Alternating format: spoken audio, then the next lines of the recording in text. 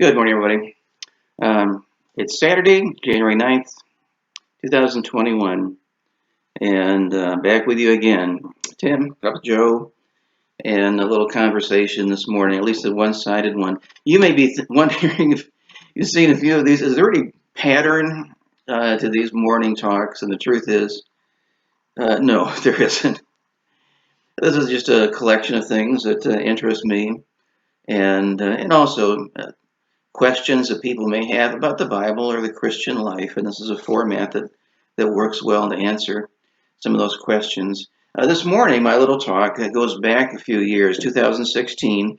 I was in Jerusalem for a month, and the uh, apartment that I had it was in downtown Jerusalem, and an easy walk to the old city of Jerusalem. So almost every day, I was there in the old city, exploring, talking to people, asking questions, and checking out some things that we find in the Bible. Um, One of those days, I found something interesting to me. It was the Pool of Siloam. This is a pool um, that was not in the old city. You go through the old city, outside the Dung Gate. You're going past the city of David. You're going down a steep hill, and you can continue going a ways, and finally you arrive there at the Pool of Siloam. And that really intrigued me, and I'm going to tell you why in just a few minutes. But this is what it looks like.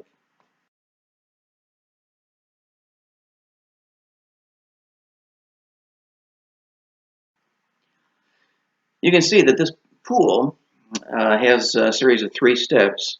It's a large pool. People could go down those three steps actually into the pool itself. But it's found in a story in John chapter 9. And let me read you a little what it says here.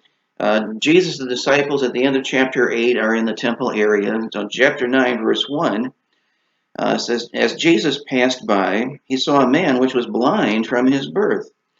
And the disciples asked him, saying, Master, who did sin, this man or his parents, that he was born blind?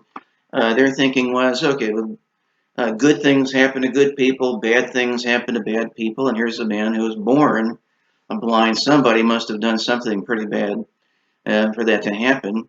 Only question is who?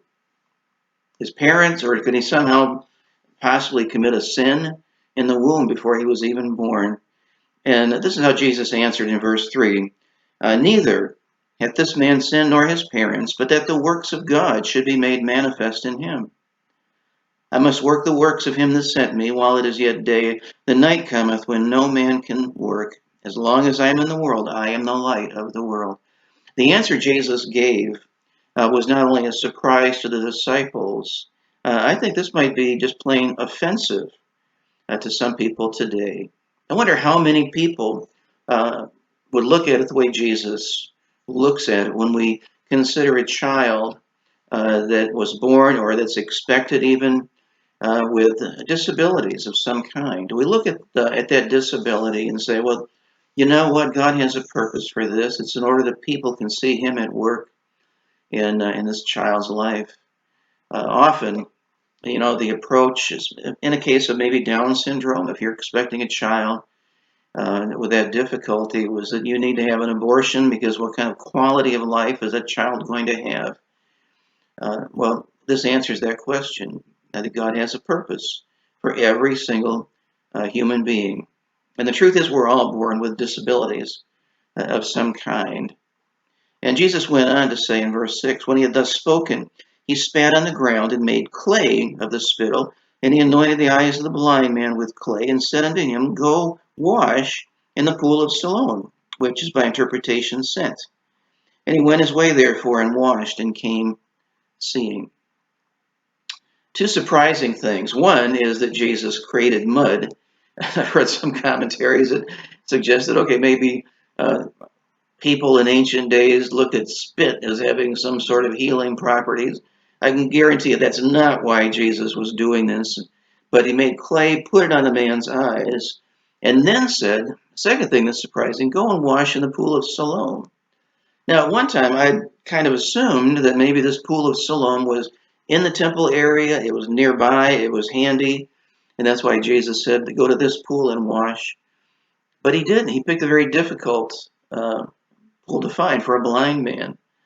I'll be honest with you, it took me almost an hour to find the pool of Siloam, and I had 20/20 vision and a map. And yet Jesus said, it has to be that pool. He didn't just say go and wash or find the nearest water and wash that mud off, but find this particular pool. Why is that? As I thought about this, one of the things that became obvious to me as you continue to read in chapter 9 is this man's healing was questioned by authorities. And some people were saying, he looks like the guy who was born blind and was begging at the temple, but others were saying, no, he can't be him. And they questioned him. Are you really the guy that was born blind? They tracked down his parents even and said, was your son really born blind? Did this happen? I really think that this man, blind with clay on his eyes now, uh, could not have found that pool without help.